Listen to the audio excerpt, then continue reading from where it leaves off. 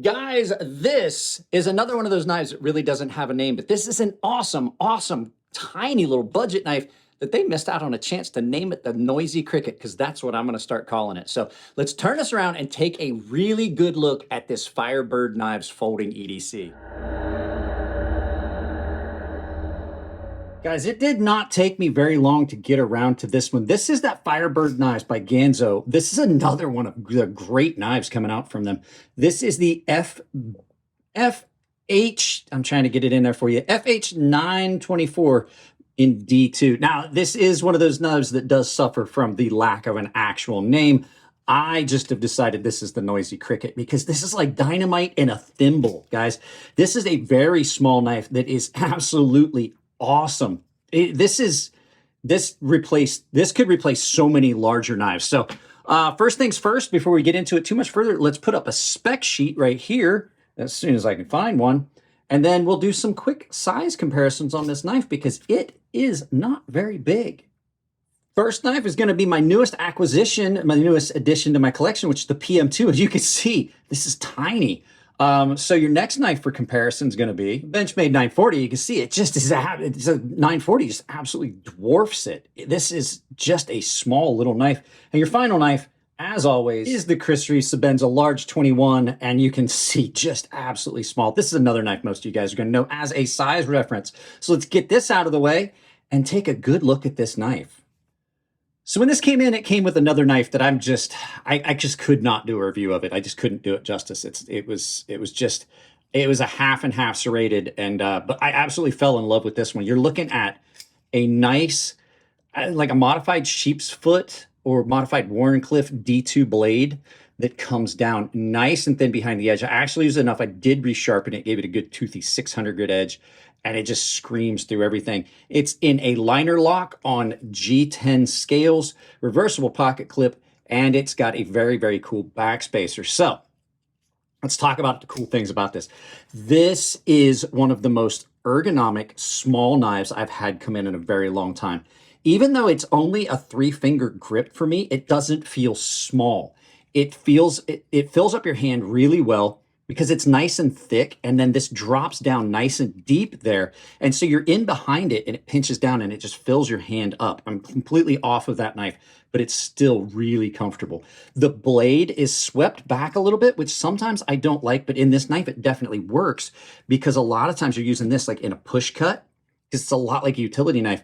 And so it puts it at an angle where I can start at the tip and work my way back, and it just screams through cardboard. The action on this, really, really good. It's reverse flick only, but it has that big aperture. So there is no flipper tab on this, but it's also good because you can just slow roll it out with that or reverse flick it. The action is really good either way. There's pretty good detent on it, so you're not gonna have to worry about it sliding out.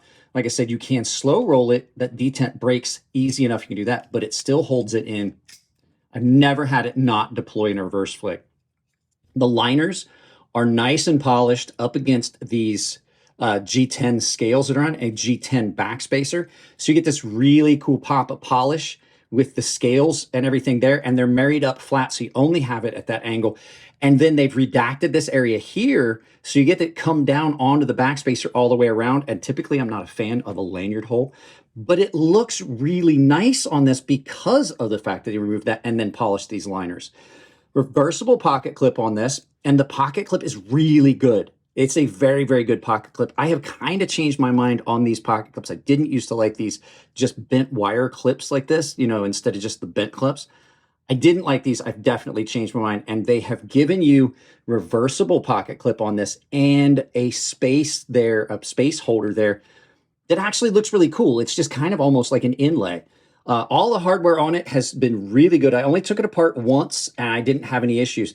Weight-wise, it's really good because not only is it just small, they've done a good bit of weight reduction in there. So that makes this a really nice small knife. It carries so, so well in the pocket. And the nice thing is this is fairly deep and this is a small knife. You can carry it all the way forward, or if you're a big guy like me, this fits really, really well in a watch pocket or change pocket, whatever you guys call it, but it is a watch pocket. Yeah, this thing has been a dream to carry. So far, the blade steel has held up really well. D2, a lot of times I have an issue where I can get it to rust pretty easily. This has held up pretty well, but I have been staying on it with that KPL blade shield. If you don't like the fact that it's 3 fingers, you can get way up on it like this, and you're not on the edge. I find that I can do that with this knife, and I've got, you know, no issue with it being a 4-finger grip that way. But most of the time I'm holding it like this.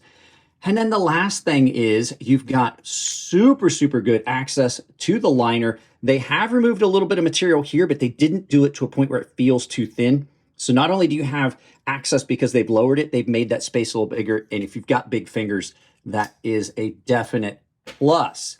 Now, there are a couple negatives on this knife, and I would have to, you know, I wouldn't be a good reviewer if I didn't bring them to you. So let's turn this around and look at the negative things.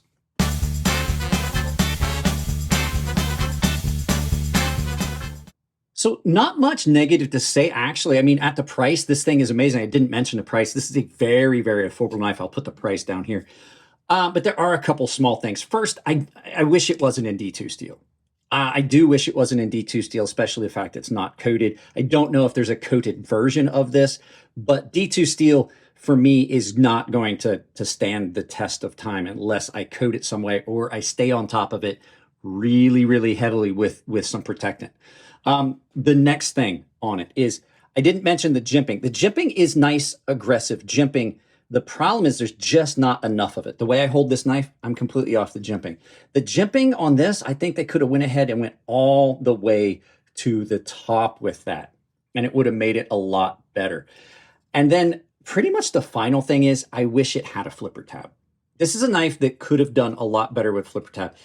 It does drop into a very good grip with the reverse flick, but if it had a flipper tab, I think I would have dropped more naturally into this grip. I see how, like, when I reverse flick, I wind up here, which I'm fine with, I'm okay with, but I'm really close to the edge on that. Even though it is comfortable, I would have, if I had had a flipper, I would have dropped more naturally into that groove there. I mean, it's a great, great all-around knife, especially at the price point, and it's not unattractive. It's done very well, but just those couple little things on it. So I do, like I said, it's like the noisy cricket. You've got a lot of stuff packed into this. It's like it's like a blasting cap.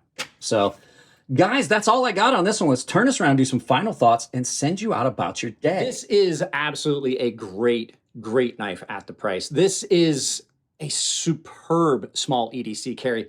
And at the price point, you just can't go wrong. You get a lot for what you pay, and it hits well above its weight class and its size. It does a lot of cutting that I would not expect a knife this small to do. So that's it on this one, guys. If you like the videos, give them a thumbs up. If you don't like them, give them a thumbs down. But you got to tell me why. I can't change the content if you don't tell me what you don't like. If you want to support the channel financially, there's a handful of ways we're going to run through them real quick. I have got the sponsors, Coffee Brand Coffee, Tempered Trails. You can use the coupon code CrazySharp, all one word, CrazySharp, to save 5% at checkout. The Coffee Brand Coffee, it's built into the link. Some of the best coffee you're going to have. No one that I've recommended it to has had a complaint. They've got over 4,000 reviews, most of them, 3,100 of them being 5 stars.